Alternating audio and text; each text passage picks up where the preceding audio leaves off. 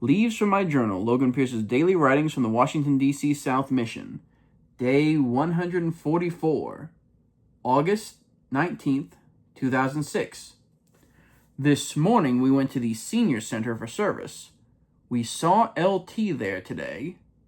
See day 111.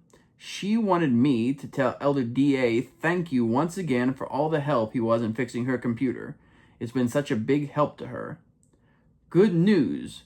LT also said that AH is recovering from his operation just fine. He's still confined to his bed, so LT's been having to do a lot of things for him.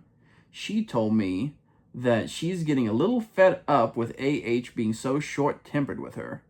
I told her that he's just upset because he can't do things for himself right now and needs her help.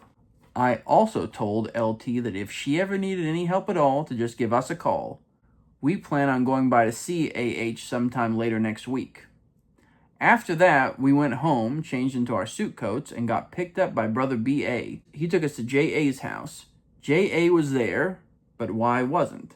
J.A. told me that something came up and that Y wouldn't be able to come with us to the temple today. Oh well, maybe that was for the best anyway. We really hadn't taught Y much at this point. We'll meet sometime next week and share the message of the restoration with him. Then we can take him up to the visitor center and watch the Joseph Smith movie. But we did go see the Testaments with J.A. He really liked it. It's very good, he said. I have included here my review of the Testaments of One Fold and One Shepherd. In looking back over my last official review, Joseph Smith, the Prophet of the Restoration, see day 20, I commented on how the mob members stormed in with blackface to kill the prophet Joseph Smith. The purpose was to hide their identity. I can't believe I'm saying this, but the mob members were better villains than the villain of the Testaments. I'm getting ahead of myself. In the September 2000 issue of the Ensign, it talked about the Testaments. Quoting from an article about it, it says, "This film presents the message that Jesus Christ is our Savior and the cornerstone of our theology. In the film, the story of Christ's mortal ministry and atonement is told while fictional characters living in the Americas at the time of Christ ponder and prophesy about events of his life and ministry in the Holy Land. The story of the resurrected Christ's visit to the Nephites is also told.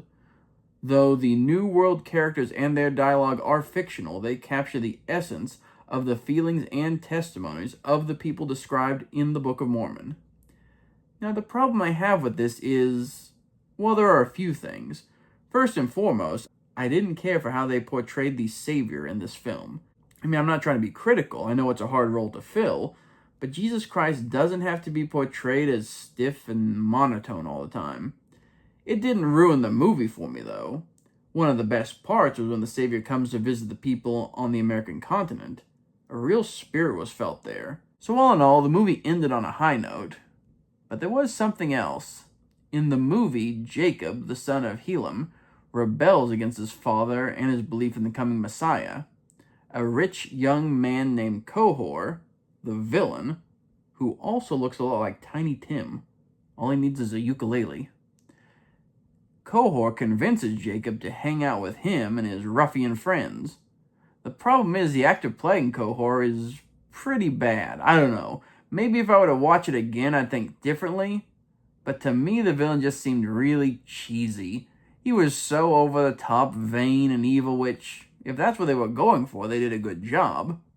I guess I like my villains to be a little more rounded. Not so evil, but more on the deceitful side. Sneaky. That's what I like, a sneaky villain. So yeah, all in all, the Testaments of One Fold and One Shepherd was alright.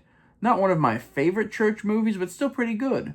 Although I have to admit, the man that they got to play Helam the father was a pretty good actor. He definitely had some memorable scenes.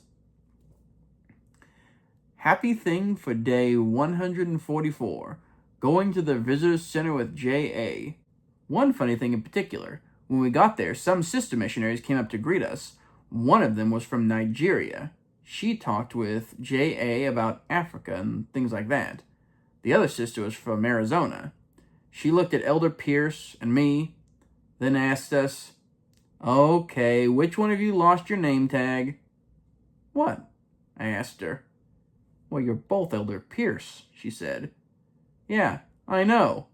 We both are Elder Pierce, my companion replied.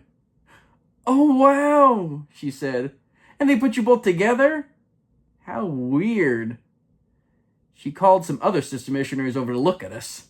It's kind of funny to think that somewhere out there tonight there's some system missionaries writing in their journals about being two Elder Pierces serving together. Fun day today. Tomorrow's church. But that's all for right now. Thanks so much for listening. I'll be back later with more leaves from my journal, so be sure to like and subscribe, and I'll catch you next time. Bye.